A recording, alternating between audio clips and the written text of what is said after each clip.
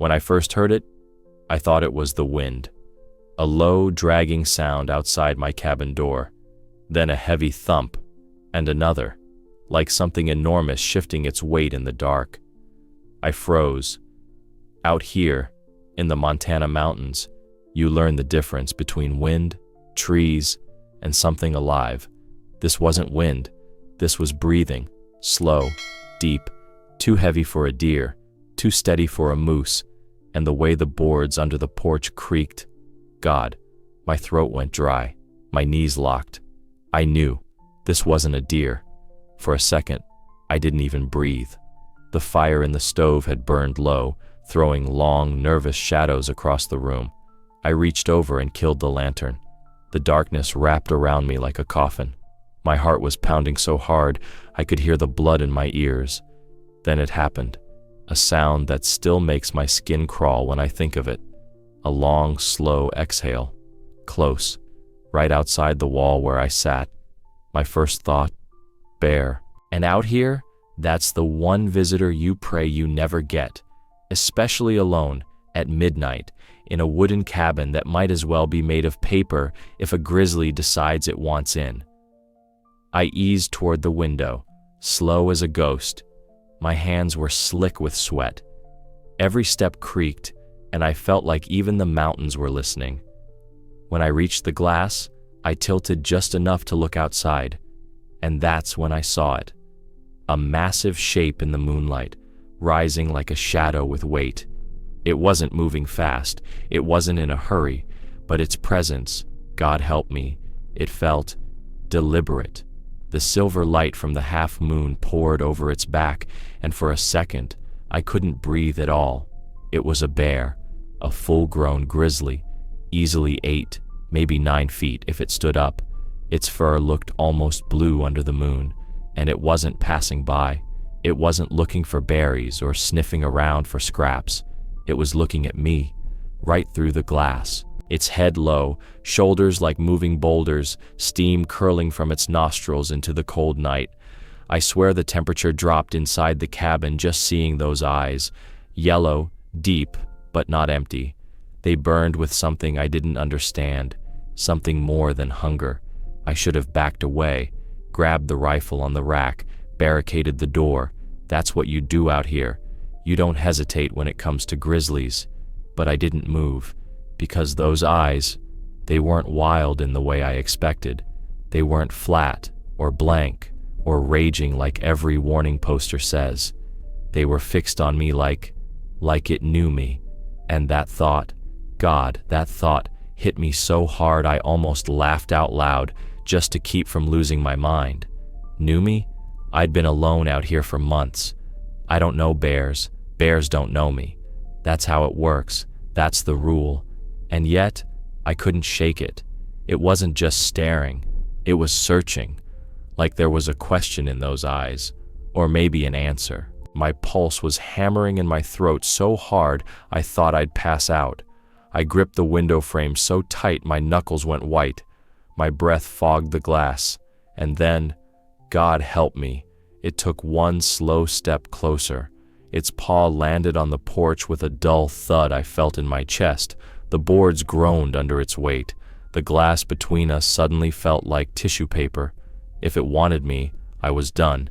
And yet, I didn't reach for the gun, because in that moment, something in me whispered, don't. Not fear, not survival instinct. Something else, something I can't explain even now. Maybe it was those eyes. Maybe it was the way the moon caught on a scar running along its foreleg. A scar I'd seen before. A scar I'd made sure healed. That's when the bottom dropped out of my stomach. My God, it can't be. Not here, not now, not after all these months. But I knew. I knew because no one forgets eyes like that. Not even a man who's tried to bury every piece of the past in silence. The bear huffed once, steam rolling from its nose, then it lowered its head, and for a heartbeat, the world narrowed to that single look. And I swear to you, in that silence, I felt the weight of something I couldn't name. Gratitude, memory, or maybe judgment. I don't know. All I know is this. I thought this was how it ends. A grizzly on my porch, midnight in the mountains, no one around to hear the screams. But then I saw its eyes, and I froze because they looked familiar. You ever hear a sound so desperate it crawls inside your bones? A sound that makes you move before your brain even catches up? That was the day everything started, months back, deep in the timberline, late spring. I'd gone out with an axe, planning to clear deadfall near the creek. Snow was melting, earth soft and loud under my boots. I was halfway down the slope when I heard it. A cry, not a bird, not a fox. This was different, high-pitched, broken, like something trying to hold on to life and losing fast. I froze. Out here, any cry like that can mean trouble. Predator, trap, maybe worse. I followed the sound, heart hammering, boots sliding in the slush, every instinct screaming to turn back. But I couldn't. It was like that cry had hooked itself under my ribs and was dragging me in. And then I saw it. A cub, small, maybe 6 months old, tangled in an illegal snare set by some bastard who didn't care what he caught. Its paw was shredded raw, bone almost showing, blood soaking into the snow like ink. But what stopped me cold wasn't the wound. It was the way it looked at me. God help me, it didn't snarl, didn't lunge, didn't fight. It just froze, eyes wide, wet, dark as midnight, and they locked on mine. And I swear on everything, those eyes weren't wild in that moment. They were begging. I dropped to my knees before I knew what I was doing. My hands shook as I reached for the trap. The steel jaws were rusted and biting deep into the flesh. Every second I hesitated was another second it bled out. I remember whispering, like an idiot, "It's okay, I'm here." Like words could mean anything to a creature that should have ripped me apart, but it didn't. It just stared, breathing in these quick, shallow bursts, trusting me for reasons I'll never understand. I got my knife out, fingers numb, and pried the spring until my palms split.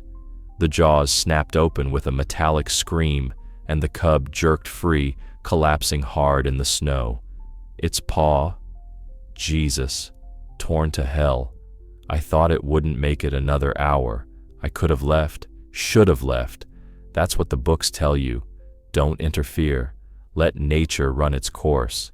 But rules don't mean a damn thing when something looks at you like that, like you're the only thing standing between it and the dark.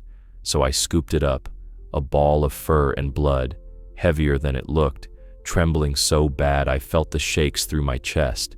It didn't fight, didn't claw, just pressed its head against me, like it had given up everything except that one last gamble.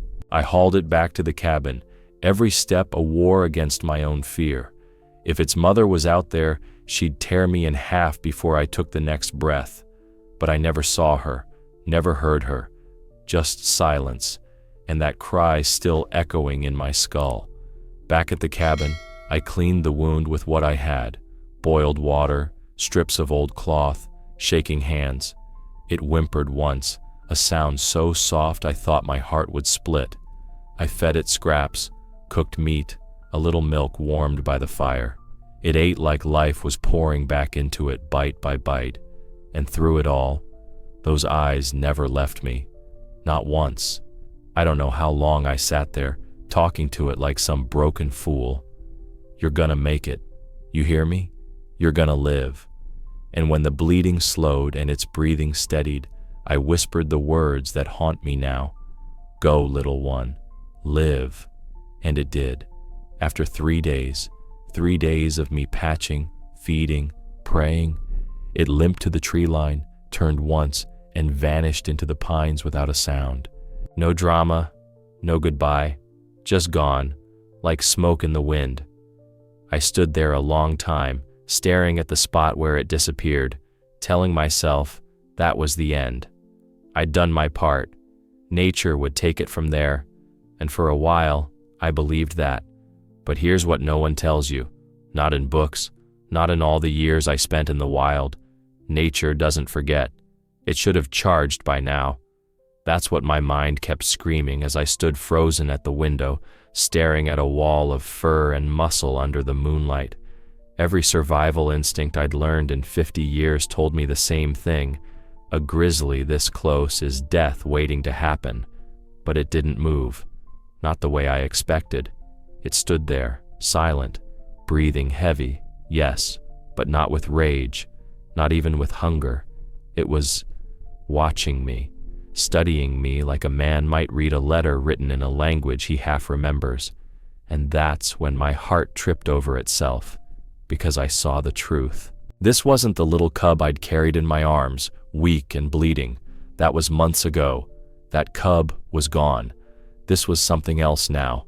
An animal carved out of the wild, massive shoulders rolling under a pelt, thick as shadows, claws like ivory scythes catching the pale light. It had grown into everything nature intended it to be, and yet it had come here, to me. Why? Why after all this time? Why now? I tried to swallow, but my throat felt like glass. My voice was a ghost in my chest. I didn't dare speak, didn't dare move, because then I saw it, and it stopped my heart cold.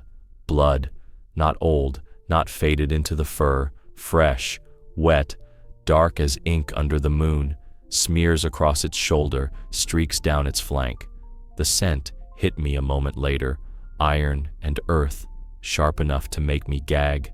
I gripped the windowsill so hard the wood bit into my palms. 100 thoughts detonated in my skull all at once. Had it killed? Was it hurt? Both? If it was wounded, it might be desperate, cornered.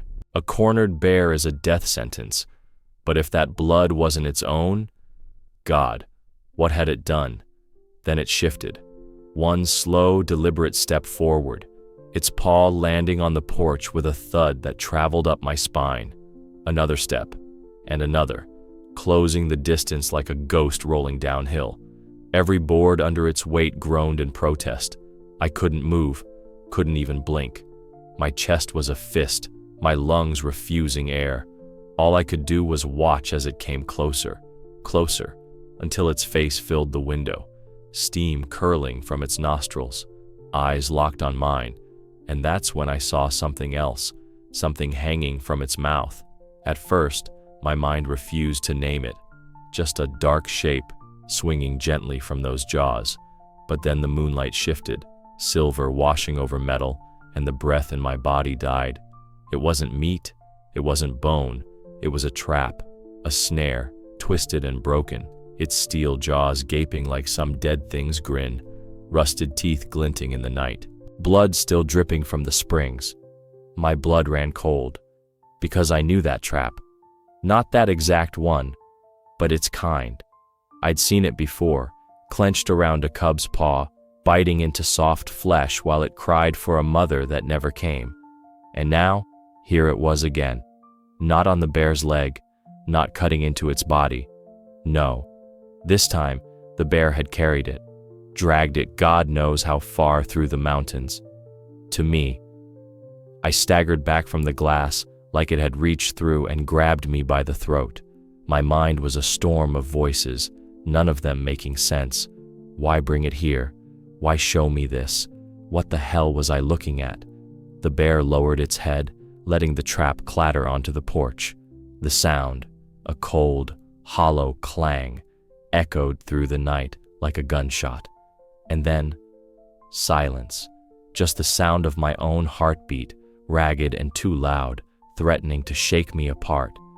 It looked at me then, really looked. And I swear to God, if you put 1,000 years between that moment and now, I'd still feel the weight of that stare. It wasn't rage, it wasn't fear, it was something older, something heavier, gratitude, warning, memory, maybe all three, tangled together in a language I'll never understand.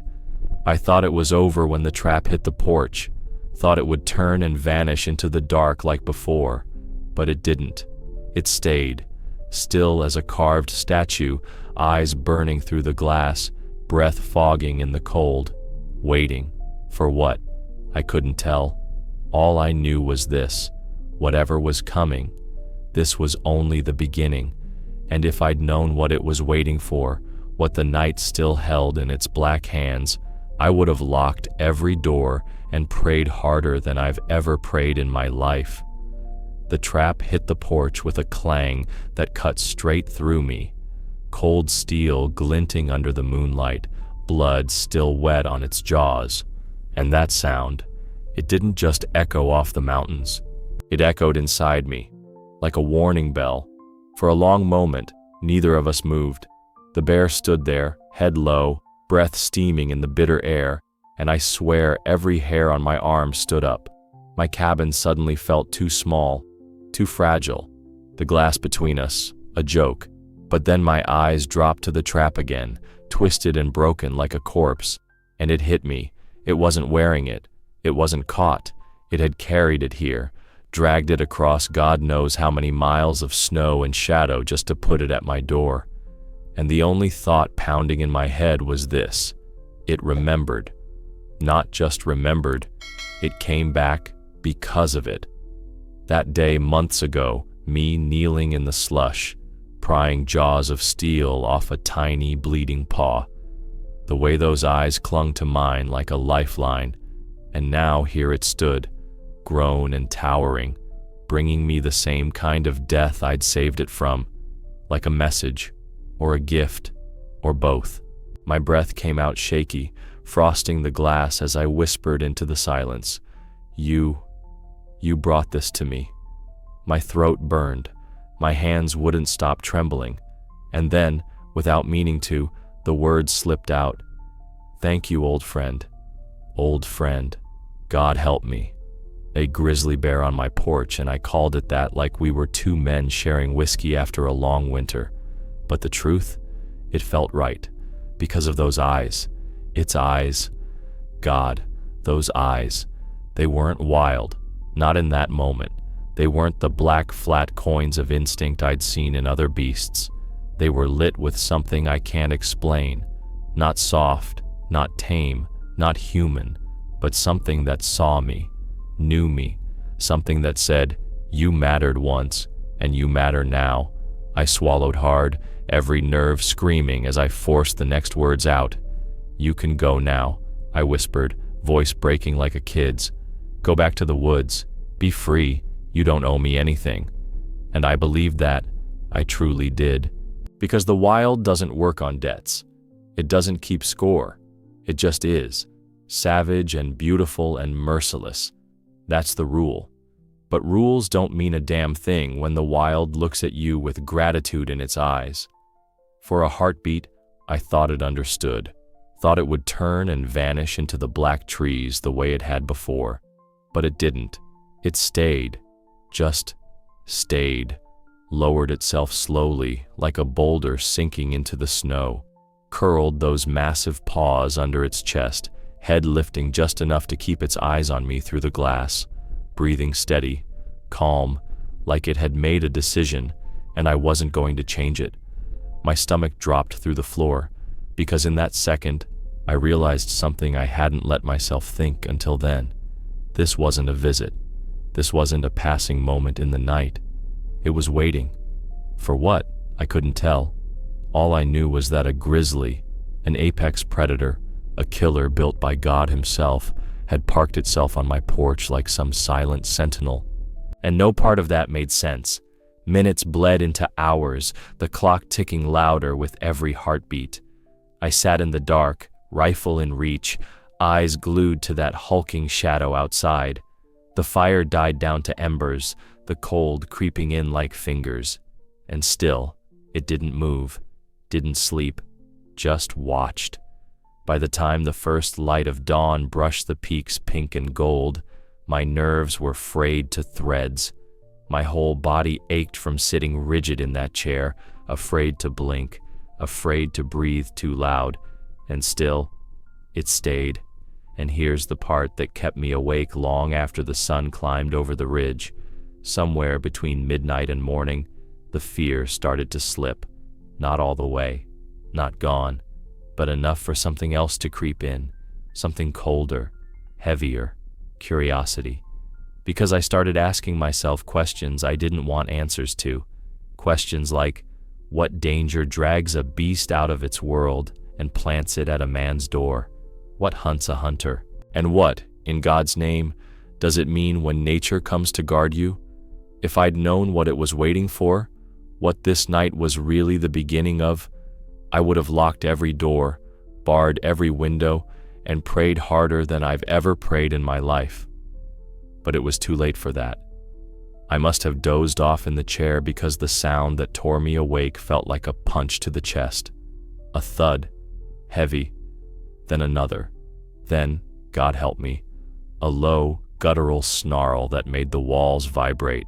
For a second, I thought I was dreaming, until glass rattled in the window and something screamed outside. Not an animal, a man. I shot up, heart clawing at my throat, and stumbled to the window. What I saw out there didn't feel real. The bear, my bear, was on the porch, teeth bared, muscles rippling like a storm under that pelt. And it wasn't alone. 2 men in camouflage, faces half hidden under hoods, rifles in their hands. Poachers, the kind that leave snares in the woods and bullets in whatever breathes too loud. And they were here, on my land. Guns raised at the beast that had come back from some miracle to find me. For half a second, my brain refused to take it in. Then I saw the glint of steel, the barrel flash, and the world exploded. Gunfire split the night like lightning. Splinters jumped from the porch. I heard myself yell, but the sound drowned under the roar that ripped out of the bear's throat, a sound so deep and raw it felt like the earth tearing open. And then it moved. Not away, not into the trees like any sane creature would. No, it charged, straight at the men. They fired again, the crack shattering the silence, and I swear I saw sparks jump off its shoulder. But the beast didn't slow, didn't falter. It hit them like a landslide, rifles clattering into the snow, men screaming. One went down hard, the other scrambled back, face white under the hood. I was frozen, stuck in the doorway, with nothing but my own breath sounding like a freight train in my skull. Until another shot ripped through the dark, too close, too loud, and instinct kicked in. I lunged for the rack, grabbed the shotgun I hadn't fired in years, and slammed 2 shells home with hands that barely felt like mine. My legs carried me out onto the porch before my fear caught up. The cold slapped me awake, snow crunching under boots, the stench of blood, sharp and metallic, twisting in the air.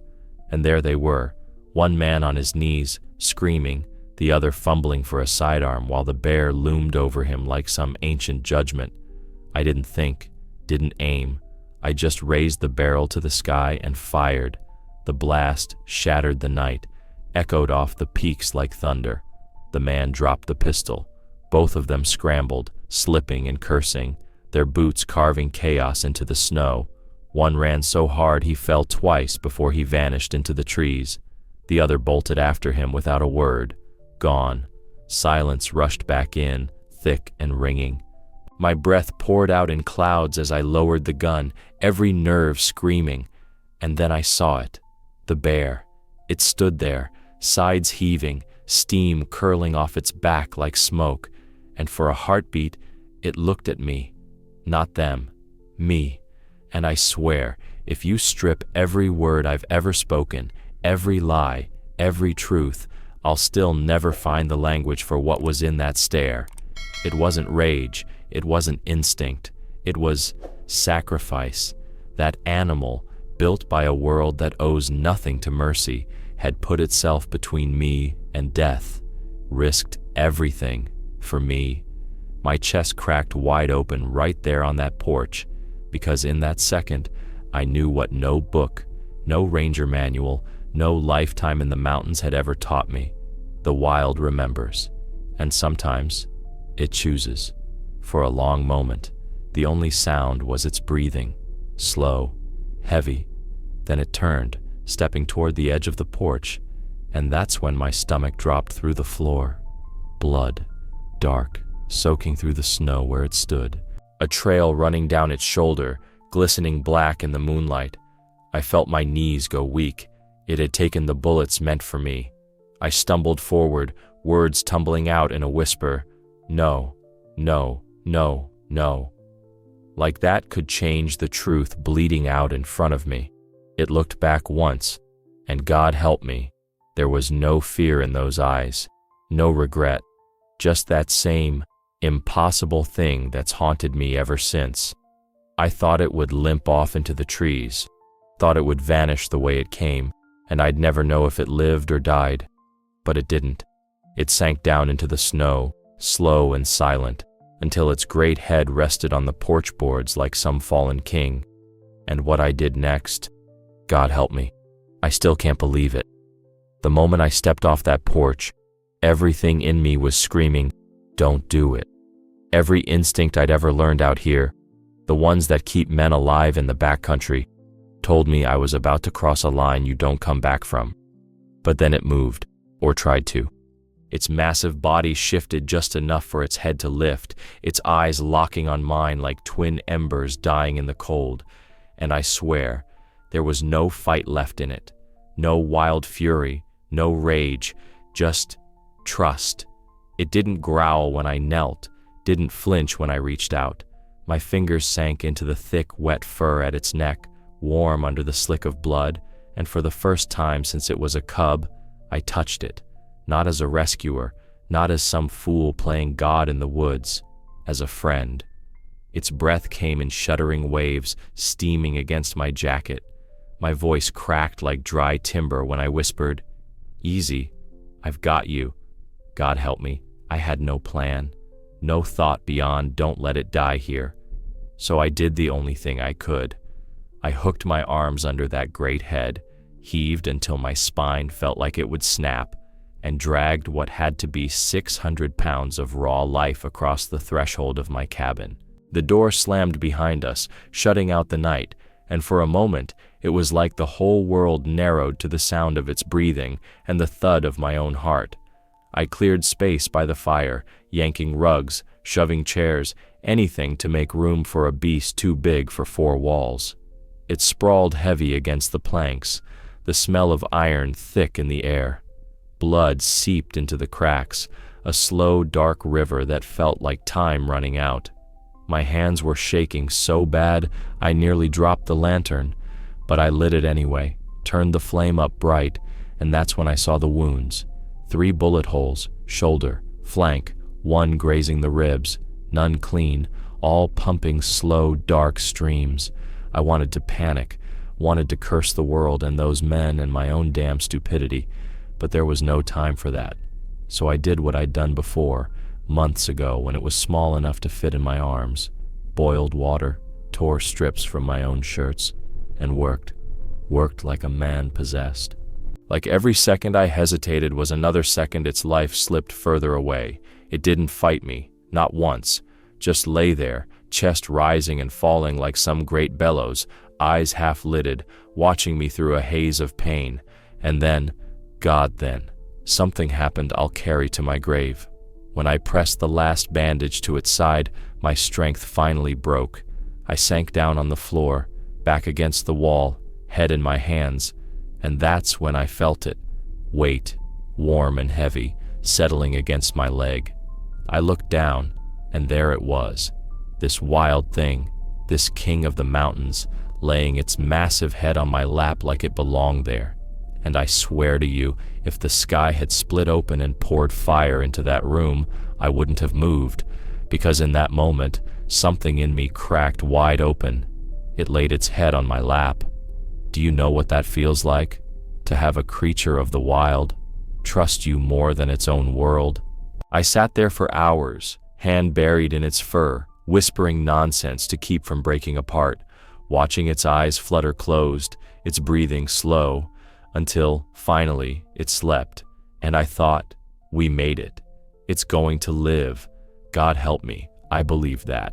I must have drifted too, because the next thing I remember is the pale glow of dawn creeping through the frost on the window, birds calling in the trees, the fire a bed of dying coals, and the space beside me, empty. The rugs, the boards, they were slick with blood, but the bear was gone. I staggered to the door, heart in my throat, eyes burning like fire, and when I stepped out onto the porch, I saw it, a trail. Red drops spattered across the snow, leading into the timberline like a wound through the world. And right then, I knew this wasn't over, not by a long mile. The trail cut through the snow like a wound in the earth. Drops first, small, scattered, then smears, streaking toward the timberline. Every one of them felt like a clock ticking down. I grabbed my coat, my rifle, and stepped off the porch without thinking. The cold bit into me, but I didn't feel it. All I felt was the pounding in my chest and the weight of a truth I didn't want to name. I followed fast, boots crunching, breath smoking in the still air. The forest swallowed me in silence, branches heavy with frost, shadows long and sharp in the early light. The only sound was the whisper of snow under my feet and the thud of my heart in my ears. Every few yards, I'd see another splash of red, dark against the white. And every time, I prayed. Prayed I wasn't too late. Prayed for something I couldn't even put into words. 1/2 mile, maybe more. My legs burned. My lungs clawed for air. But then the trees broke, and I saw it. High above the valley, on the edge of a ridge where the wind tore the clouds to ribbons, stood the bear. For a second, I thought I was seeing a ghost. Its body was ragged with blood, fur matted and black where the bullets tore through. It swayed once, like the wind might take it. But then it steadied, massive and unbroken, head lifting slow in the cold light. And it didn't run, didn't bolt for the trees the way every rule says it should. It just stood there, waiting. I climbed toward it, legs shaking, snow grabbing at my boots.